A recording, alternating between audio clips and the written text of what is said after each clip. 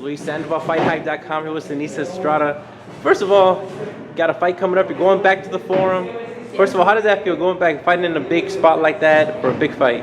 It feels great. I mean, not many women get the opportunity to fight on such big cards. So, I'm lucky enough to get the chance to do it twice in, less than like 9 months. Yeah. So yeah, I'm excited. It's a big opportunity, and I just want to continue to, let people know who I am and display my skills and my talent. Is it hard?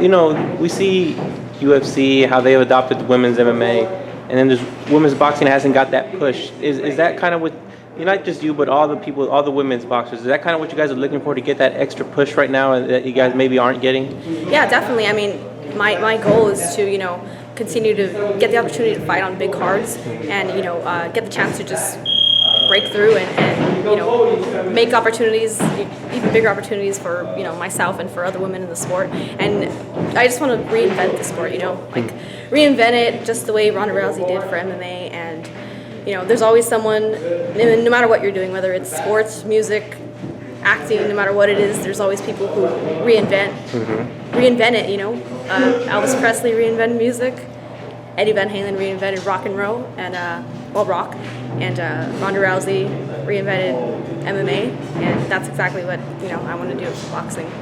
Now I'm sure like Gina Carano, even Ronda Rousey, they always ask him, like, you could have done anything, you could have done another sport, everything, but what made you choose a combat sport? In your case, what made you choose boxing out of all sports?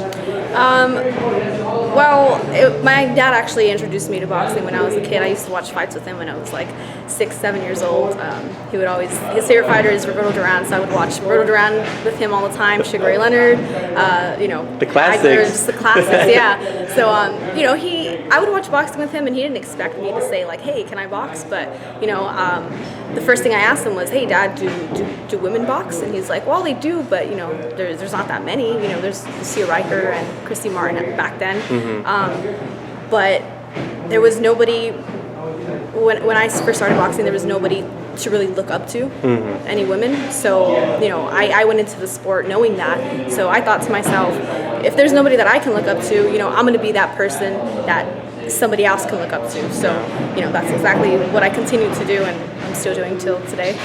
Did you ever get discouraged, coming up, or just because you said there wasn't any role models for you, and it's a very male-dominated sport?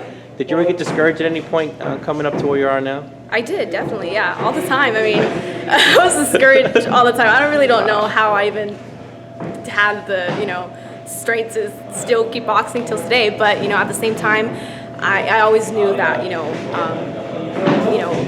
my skills and my talent would, it would be recognized someday. As long as I keep working hard, stay humble, and have faith in God. Like, there's a plan for everybody, and I know that if I keep working hard, there's big plans for me. So I'm curious. So coming up, would you box other like male kids, female? How hard was it to get work for you, or would you have to fight the male boys in order to? Oh yeah, when I was growing up, I sparred with. Frankie Gomez was my teammate since we were 8 years old. I sparred Frankie. Okay. I sparred Saul Bustos. I sparred Joseph Diaz. All those guys who are prospects now. Wow, that's we grew crazy. up together, so we were all sparring partners. So yeah, it's crazy. Like people, that's the reason why I stood out so much and I was so good, was because as an amateur and as a little girl, I was sparring these guys, and there wasn't too many little girls boxing back then like there is now. So yeah, Frankie Gomez, Joseph Diaz, they were all my sparring partners, and we went at it, and it was a great experience, because they made me the fighter I am today. If it wasn't for me sparring such good fighters back then. So for people who haven't seen you fight and are probably going to see you for the first time at the Forum, how do you describe your style? What kind of fighter is Seniesa Estrada? A boxer, a puncher?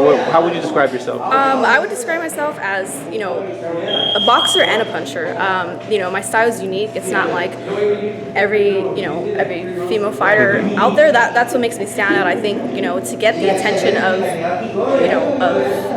the fans in boxing, especially men, because the people who are watching are men. Men are watching the sport. So I don't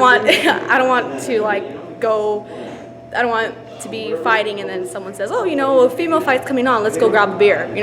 That's who cares about that fight. I want them to be able to say like, oh, there's a female fight coming on, it's Seniesa Estrada, like we gotta watch this fight. Like she doesn't fight like a girl, you know, she fights like a guy. I want to be compared to the men in the sport, you know, not just being good for being a girl. Yeah. And yeah, I think my style is unique. It's different. It's something that's not seen in women's boxing, but boxing in general. You got a big endorsement from one big fighter, Roy Jones Jr. I was there. He called you out in front of a press conference and said that, you know, he saw you, he liked how you were, you reminded him of him. Yeah. Just tell me, how did that feel? Because it's one thing to, you know, for people to say, oh, Seniesa's good, but when you get a stamp of approval from a guy like Roy Jones Jr., how does that make you feel?